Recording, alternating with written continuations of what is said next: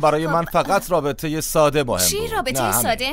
مگه میشه بعد 2.5 سال جدی نباشه؟ چطور این قضیه اینقدر پیچیده است؟ من برگشتم پیش همسرم، برای همین خراب شد. همزمان با اینکه خانم دیویس فقط با یه نفر نبود. آره اون به من دروغ گفت. همسرش چون اون پیامو توی فیسبوک دید. همون موقع برگشت. تنها دلیلی که برگشت همین بود. فقط خب بعد از اینکه با همسرش تماس گرفتی بهش گفتی که بارداری یا اون موقع دیگه بچه به دنیا اومده بود؟ نه اون موقع باردار بودم. شما باردار بودین و بعدشون برگشت پیش همسرش و اون موقع بود که همه چیز خراب شد.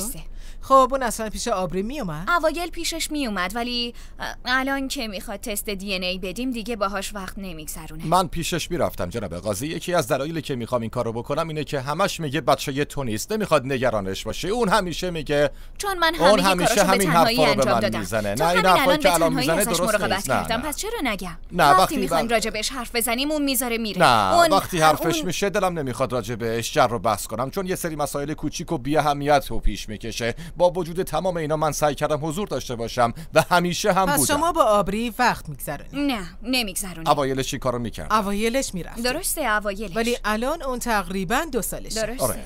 من همچنان گاهی میبینمش و بیشتر به خاطر حرفایی که میزد که این بچه چو نیست، نمیخواد نگرانش باشی و این حرفا میرفتم. من هیچ وقت این حرفو بهت اون این حرفو میزد و همش وسط بحث تکرارش. پس شما که فرزند دیگه هم از همسرتون دارین که از نظر سنی به این بچه نزدیکه، درسته؟ درسته. آیا توی زندگی اون بچه بله من حضانتشو دارم. اون دوتا با هم مو نمیزنن. نه اصلا شبیه هم نیستن. بچه‌ها عین هم دیگه. پس شما میگین که آبری و فرزند دیگه اون شبیه هم؟ بعضی وقتا آبریو با اون اشتباه میگیرن. اونا کاملا شبیه هم. فقط به خاطر اینه که جفتشون کوچولوان.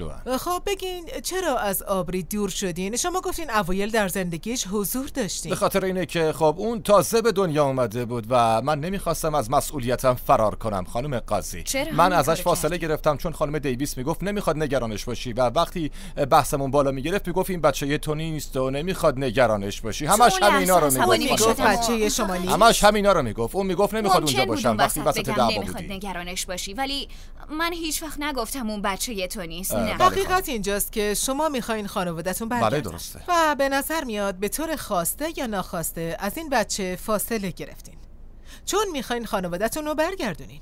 خب صادقانه بگم آقای ویگینز درسته، شما چیزای زیادی برای از دست دادن. بله درسته. آمدم که نتیجه آزمایش رو ببینم. جروم بفرمایید خانم قاضی. قبل از اینکه این جوابو باز کنم، شما هنوزم با هم ارتباط دارید؟ نه جناب قاضی. ارتباط نداری؟ نه. در یک لحظه 2 تا جواب متفاوت دادم. دقیقاً همزمان گفت. آخرین باری که با هم بودین کی بود؟ چند وقتی میشه؟ شب گذشته. نه. جناب قاضی ما توی 2 تا هتل مختلف بودیم. ما جدا بودیم. نه جناب قاضی. و شما تشریف آوردین هتل من. این حقیقت نداره جناب قاضی. ما فقط با هم یه شام ساده خوردیم. همین و بعدش؟ من رفتم اتاق خودم و اونم رفت اتاق خودش. نه اون اومد اتاق من. آقای ویگینز به نظر میاد شما دارین نه من رفتم اتاق خودم.